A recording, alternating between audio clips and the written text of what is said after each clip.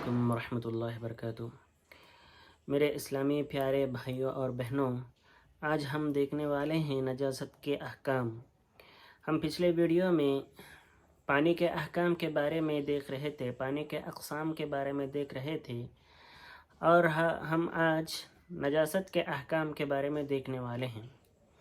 نجاست کا احکام یعنی جس میں انسان اور حیوان، اس کے فضولات یعنی اس کے پیشاب پخانے اور اس کے لعاب، اس کے تعلق سے ہم بات کرنے والے ہیں۔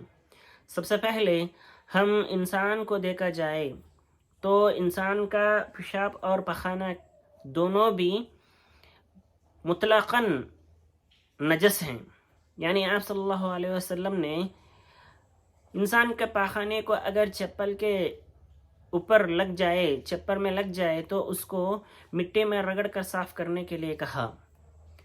آپ صلی اللہ علیہ وسلم کی یہ حکم دیکھیے، اذا وطأ احدکم بالنعلہ الاذى فإن التراب له طہور، یعنی جب تم میں سے کوئی آدمی چپل سے غلطی سے کیا ہے گندگی کو کچل دے تو اس کو اس کے پاک کرنے کا طریقہ کیا ہے؟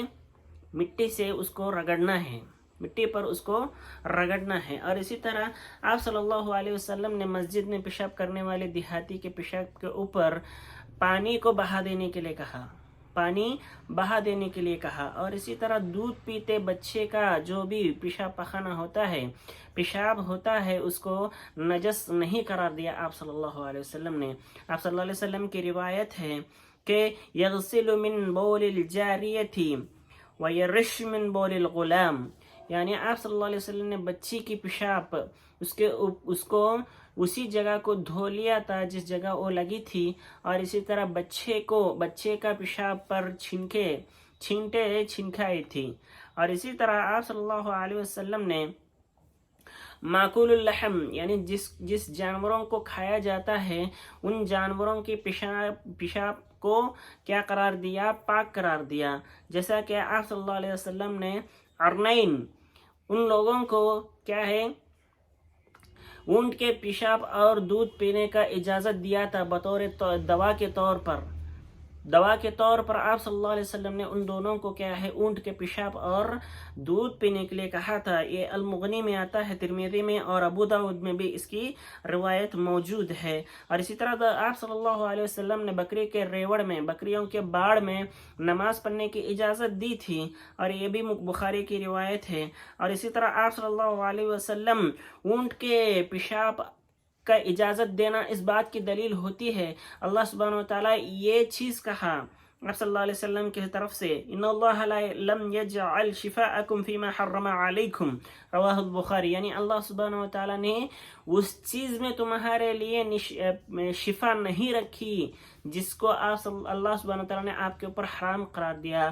اور اسی طرح آپ صلی اللہ علیہ وسلم بھی کیا ہے نہا رسول اللہ صلی اللہ علیہ وسلم عن کل دواء الخبیث، رواہ ابو داود، یعنی جو اللہ سبحانہ وتعالیٰ تمہارے پر حرام قرار دیا اس کو تم کیا ہے استعمال نہ کرو، یہ اس طرح اللہ کے رسول نے فرمایا تھا۔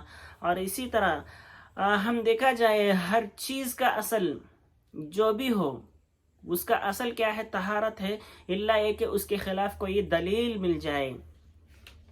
اور اسی طرح ہم چوتھے مسئلے کے طرف جانے والے ہیں، وہ چوتھا مسئلہ یہ ہے غیر معقول اللحم، جس کا گوشت نہیں کہا جاتا ہو، ان کے پیشاب کا حکم کیا ہے؟ اس کو کیا ہے آپ صلی اللہ علیہ وسلم نجس نہیں کہا، کیونکہ اس کی وجاہت ہمارے پاس موجود نہیں ہے۔ مطلب ہر چیز کا جس کا گوشت نہیں کھایا جاتا اس کا پیشاب کو حرام قرار دینا یا کیا ہے نجس قرار دینے کے لیے کوئی دلیل ہمارے پاس نہیں ہے۔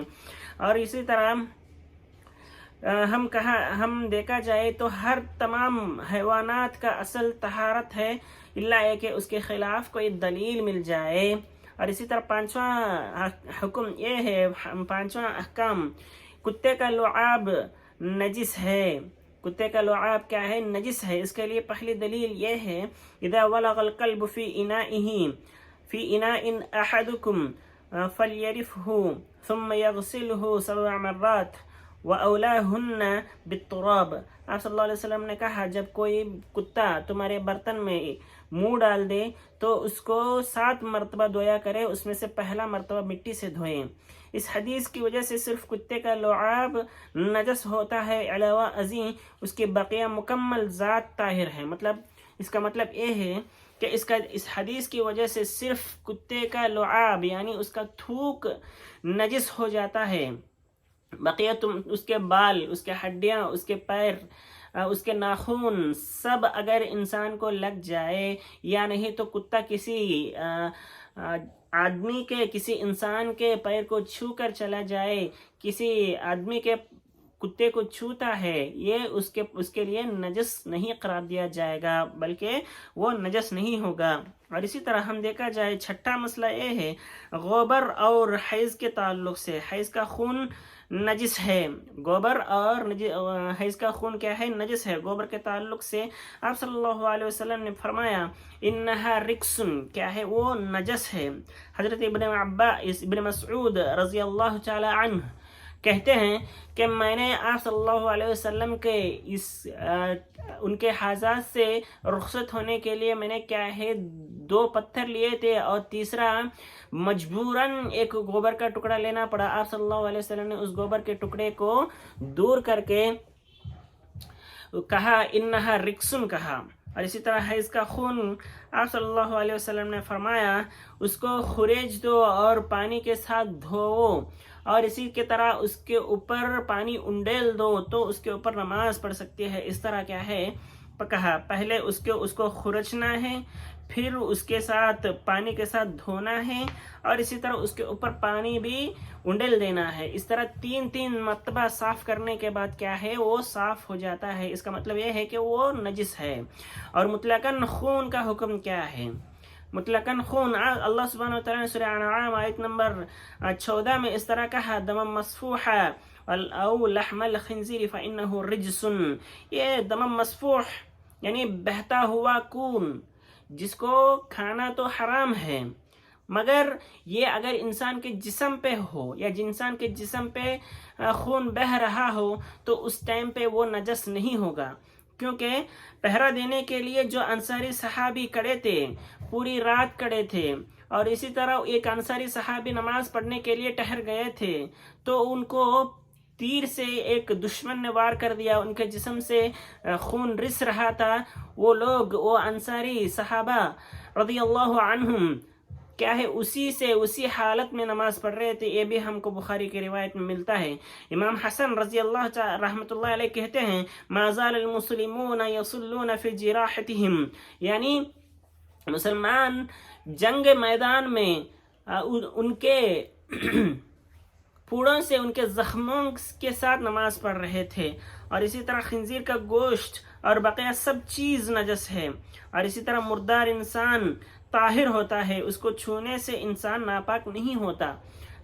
جو مسلم مر جاتا ہے یا زندہ یا کہ مردے کے حالت میں وہ نجس نہیں ہو سکتا۔ آپ صلی اللہ علیہ وسلم کی روایت ہے بخاری میں المسلم لا ينجس حیا ولا میتا، کیا ایک مسلم زندہ اور مردہ دونوں حالت میں کیا ہے نجس نہیں ہوگا۔ اور اسی طرح منی کے تعلق سے منی پاک ہوگا، منی کیا ہے پاک ہوتا ہے، کیا ہے اگر منی نجس ہوتی تو اللہ سبحانہ وتعالی بذریعہ وحی اس کے لیے اطلاع دے دیتا۔ اور دوسری دلیل یہ ہے کہ آپ صلی اللہ علیہ وسلم منی کے کپڑوں میں ہی نماز پڑھ لیا تھا۔ اور 11واں مسئلہ یہ ہے کہ ہر چیز کا اصل کیا ہے طہارت ہے، اللہ ہے کہ اس کے خلاف کوئی دلیل مل جائے۔ اللہ سبحانہ وتعالی نے کیا ہے ہر چیز کو واضح کر دیا تھا۔ الحلال ما احل اللہ فی کتابہ والحرام ما حرم اللہ فی کتابہ وما سکت عنہ فہو مما عفا عنہ۔ ابن ماجہ کی روایت ہے اللہ سبحانہ وتعالی نے حلال کیا ہے وہ اپنے کتاب میں بتا دیا تھا، حرام کیا ہے وہ اپنی کتاب میں واضح کر دیا تھا، اور جس کے بارے میں اللہ سبحانہ وتعالی خاموشی اختیار کیا وہ انسانوں کے لیے ایک چھوٹ ہے۔ مثال کے طور پر اللہ کے رسول کے زمانے میں وہ ایک ایسا کیا ہے یہ ہوتا تھا جو میاں بیوی ہم بستری کے بعد جو بچہ کیا ہے بچے کو اپنی ضرورت نہیں سمجھتے تھے وہ لوگ کیا کرتے تھے منی کو باہر چھوڑ دیتے تھے اس ٹائم پہ بھی کیا ہے وہ اللہ سبحانہ و تعالیٰ نے اس کے پاس خاموشی اختیار کیا تو کیا ہوا اللہ سبحانہ و تعالیٰ نے اس کو حلال قرار دیا. آپ صلی اللہ علیہ وسلم بھی اس کے خلاف کچھ بھی نہیں کہے. اور اسی طرح 12واں مسئلہ یہ ہے مضی اور ودی کا حکم کیا ہے. یہ جاننے سے پہلے کہ اس کا حکم کیا ہے ہم مدی اور ودی یہ کیا ہے اس کے تعلق سے بھی ہم بات کرنا چاہیے. مدی وہ ہے ایسا رقیق پانی جو کمزور شہوت کے وقت یا بیوی سے کھیلتے وقت یا اسی کی مثل کسی کام میں بغیر اچھلنے کے خارج ہو. مطلب جو کمزور شہوت ہوتی ہے یا نہیں تو بیوی سے کھیلتے وقت یہ بغیر اچھلنے کے جو پانی خارج ہوتی ہے اس کو کیا ہے مغی کہا جاتا ہے. اور ودی کس کو کہا جاتا ہے ایسے سفید گدلا بغیر بدبو کے پانی جو پیشاب کے بعد خارج ہو اس کو کیا ہے ودی کہا جاتا ہے. ان دونوں کے بارے میں بھی کہا جاتا ہے کہ یہ دونوں مطلقاً کیا ہے نجس ہیں. اس کے کیا ہے علی رضی اللہ تعالیٰ عنہ کے تعلق سے آتا ہے کہ آپ صلی اللہ علیہ وسلم کے پاس ایک مرتبہ ایک صحابی کو بیچتے ہیں تو مدی اور ودی کے تعلق سے پوچھنے کے لیے تو انہوں نے آپ صلی اللہ علیہ وسلم کا جواب تھا کہ اس جگہ کو دھو لیں اور وضو کر کے وہ نماز پڑھ لیں تو یہ معلوم ہوا کہ وہ نجس ہے. اور 13واں مسئلہ یہ ہے مردار کا چمڑا نجس ہوتا ہے کیونکہ ایک زندہ جانور جس سے کٹا ہوا گوشت یعنی نہیں 13واں مسئلہ مردار کا چمڑا یعنی جو مرا ہوا جانور ہوتا ہے اس سے اتارا ہوا کھال جس کو کہا جاتا ہے وہ بھی نجس ہے. اس کا طہارت کرنے کا طریقہ یہ ہے کہ اس کو رنگ دیا جائے. ایما احاب ذبح فقد طہر ابن ماجہ. اس حدیث سے معلوم ہوتا ہے کہ چمڑا رنگ دینے سے کیا ہوتا ہے وہ پاک ہو جاتا ہے. اور اسی طرح 14واں مسئلہ یہ ہے کتے کے علاوہ دیگر جانوروں کے لعاب کا حکم کیا ہے وہ پاک ہوتے ہیں. اور اسی طرح تمام حیوانات کے لعاب کیا ہے پاک ہوتے ہیں. اس کے لیے دلیل کیا ہے اونٹ کے بارے میں حضرت عمر بن خارجہ رضی اللہ تعالیٰ عنہ کہتے ہیں وَلُعَابُهَا يَسِيلُ عَلَى كَتْفَا. مطلب وہ کہتے ہیں کہ حجۃ الوداع کے دن آپ صلی اللہ علیہ وسلم بیان کر رہے تھے تو اونٹ کی جو لعاب ہوتا ہے اونٹ کا جو لعاب ہوتا ہے وہ ان کے کندھوں پر گر رہا تھا. آپ صلی اللہ علیہ وسلم اس کے تعلق سے کچھ بھی نہیں بولے. اور اسی طرح دوسری دلیل یہ ہے نعم وبما افضلت السباع كلها. ہاں اور ایسے پانی کے ساتھ بھی وضو درست ہے جسے تمام درندوں نے باقی چھوڑا ہو. جو پینے کے بعد باقی چھوڑ دیتے ہیں جانور اس کے ساتھ بھی وضو کرنا درست ہے. 15واں مسئلہ یہ ہے قے کا حکم کیا ہے. قے کا حکم کیا ہے قے نجس ہے کیونکہ اس کے بارے میں کوئی واضح دلیل ہم کو نہیں پہنچتا ہے. جو دلیل نہیں ہے وہ طاہر ہے یہی اصل ہے. اور اسی طرح 16واں مسئلہ یہ ہے شراب کی نجاست معنوی ہے حسی نہیں. معنوی یعنی جس کو پینا حرام ہے مگر اس کو جسم میں اگر شراب جسم میں لگ جاتا ہے تو وہ نجس نہیں ہوگا. یہ آج کل کے مسئلے میں یعنی الکحالک پرفیومز جو آتے ہیں وہ کیا ہے ہم کہتے ہیں کہ اس کو لگا سکتے ہیں. یہ معنوی حصی نہیں ہے. یہ اس کے لیے دلیل بھی ہے کہ فَاجْتَنِبُوا الرِّجْسَ مِنَ الْأَوْثَانِ. اللہ سبحانہ وتعالیٰ نے کہا شرک کی گندگی سے بچو. شرک یعنی یہ گندگی ہے یہ حصی نہیں ہوتا. اس کو اللہ سبحانہ وتعالیٰ نے گندگی بھی کہا تو یہ معلوم ہوا یہ حصی نہیں ہوتا معنوی ہے. اور اسی طرح 17واں مسئلہ زندہ جانور سے کاٹے ہوئے گوشت کا حکم کیا ہے وہ مردار کے حکم میں آتے ہیں. یعنی زندہ جانور کھڑی ہوئی جانور سے ایک آدمی گوشت لے کے کیا اس کو پکا کے کھانے کے لیے سوچا تو وہ مردار کہہ رہا ہے. ما قطع من البہیمۃ وهو حیۃ فهو میت. یعنی جو بھی آدمی چوپائے کی جسم سے گوشت کاٹ کر کھانا چاہے تو وہ میت ہے.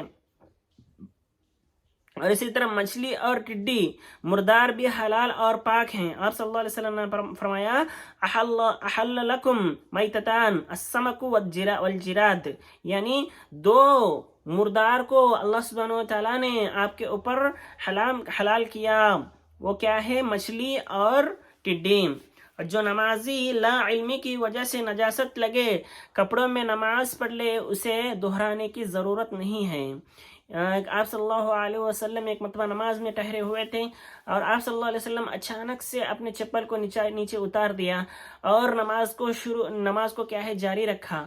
آخر میں صحابہ اکرام رضی اللہ عنہم ان سے دریافت کرتے ہیں اس کی وجہ کیا ہے؟ آپ صلی اللہ علیہ وسلم کہتے ہیں ان جبریل اتانی فاخبرنی ان فیہما قدر. آپ صلی اللہ علیہ وسلم ان کے جوتوں میں گندگی لگی ہوئی یہ جبرائیل علیہ السلام ان کو آ کے وحی کے طور پر بتائے تھے. تو یہ معلوم ہوا کہ نجاست کے بہت سارے طریقے ہیں. آئندہ ویڈیوز میں ہم کیا کریں گے، اسی طرح نواقض الوضو اس کے تعلق سے بھی جانیں گے انشاءاللہ. اللہ سبحانہ وتعالیٰ سے دعا ہے کہ اللہ سبحانہ وتعالیٰ ہم سب کو علم سے نوازیں اور دین کی گہرائی میں جا کے اللہ سبحانہ وتعالیٰ جس طرح کہا راسخون فی العلم، وہ ہیں جو علم کے گہرائی تک پہنچتے ہیں، ان میں سے ہم لوگوں کو اللہ سبحانہ وتعالیٰ پہنچائیں. آمین. وآخر دعوانا الحمدللہ رب العالمین.